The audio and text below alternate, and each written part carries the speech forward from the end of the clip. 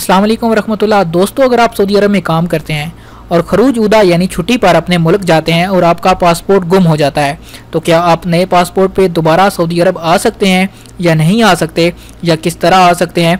आज की इस वीडियो के अंदर हम यही सारी चीज़ें डिस्कस करने जा रहे हैं। इस वीडियो को आप भी ज़रूर देखिए, अपने दोस्तों अपने जानने वालों के साथ शेयर भी ज़रूर कीजिए, क्योंकि कोई भी किसी वक्त इस मुश्किल का शिकार हो सकता है, ताकि उसको पता हो कि क्या करना है।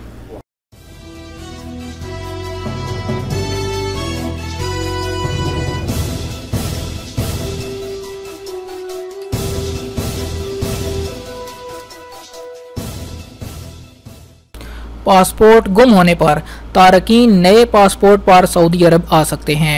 खरूज उदा पर जाने वाले तारकीन पासपोर्ट गुम होने की सूरत में नए पासपोर्ट पर सऊदी अरब आ सकते हैं, बशर्ते के पासपोर्ट गुम होने का मुसद्दका सबूत फराहम कर दें।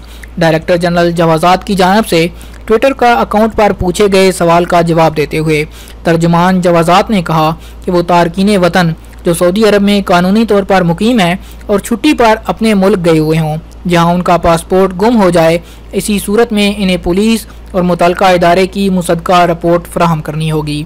नए पासपोर्ट पर सऊदी अरब आने के बाद उन्हें इमिग्रेशन काउंटर पर मतलूबा दस्तावेजी सबूत फराहम करना होंगे, जिसके बाद उन्हें सऊदी अरब में एंट्री दी जा सकेगी।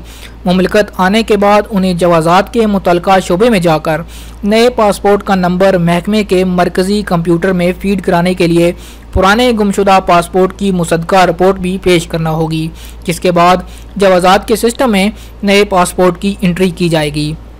पासपोर्ट गुम होने के हवाले से महकमा जवाज़ात से एक शख्स ने पूछा कि वो छुट्टी पर अपने मुल्क गया, जहां इसका पासपोर्ट जिस पर वो सऊदी अरब आया था और उस पासपोर्ट के अंदराज जवाज़ात के मरकज़ी सिस्टम में है, वो गुम हो गया है। इस सूरत में किस तरह सऊदी अरब आ सकता हूँ, जबकि नए पासपोर्ट का अंदराज जवाज़ात के मरकज़ी कंप्यूटर में नहीं है?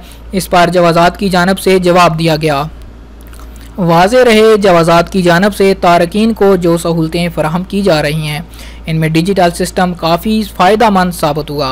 जवाज़ात के अबशर अकाउंट पर हर तारके वतन का मुकम्मल डाटा मौजूद होता है, जो बराह रास्त इदारे के मरकज़ी कंप्यूटर से लिंक है।